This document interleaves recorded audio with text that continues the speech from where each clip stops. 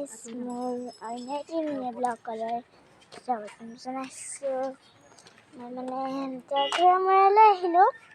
বহুত ধুনীয়া পৰিৱেশ, নামঘৰ গাঁৱৰ দোকানে ঘৰ দুৱাৰ ইমান ধুনীয়া ভৰি পৰি আছে। আপোনালোকক এইটো চাওকচোন, নামঘৰটো ইমান ধুনীয়া লাগিছে। ওচৰৰ পৰা দেখাবই পৰা নাই। দেখিছে আপোনালোকৰ কি খবৰ ক'ব। এইবাৰ পুলিচৰ গাড়ীখন মই চকাই গ'লো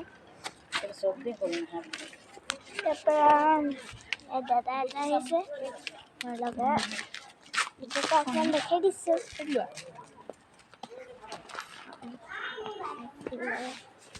মই গৈ আছোঁ।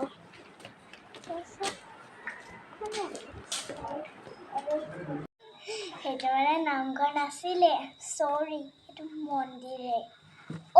পিছে মই কথা এটা ক'বলৈ পাহৰিলোঁ। ঘোঁৰামৰালৈ যোৱা বিশেষ কাৰণটো কি হ'ল জানে নাই? পাণচু কিনিবলৈ গৈছিলোঁ, কাৰণ মোৰ পাণচুটো ব্লেক আছিলে দেই। এইডোখৰ ৰাউণ্ডটো পাতিলে, তাৰপৰা এইডোখৰ ছিঙি থাকিলে।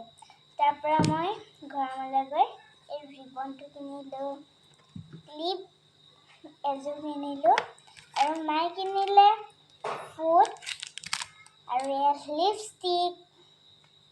মই যে দেখি ৰ'বকে নোৱাৰিলোঁ। লিপষ্টিক বোলা মোৰ শব্দটো ইমান ভাল লাগে জানে নাই? আপোনালোকে ভিডিঅ'টো চাব, আৰু যদি ভিডিঅ'টো চাই ভাল পায় লাইক কৰিব, কমেণ্ট কৰিব, ছাবস্ক্ৰাইব। ইমানখিনিতে সামৰণি মাৰিলোঁ।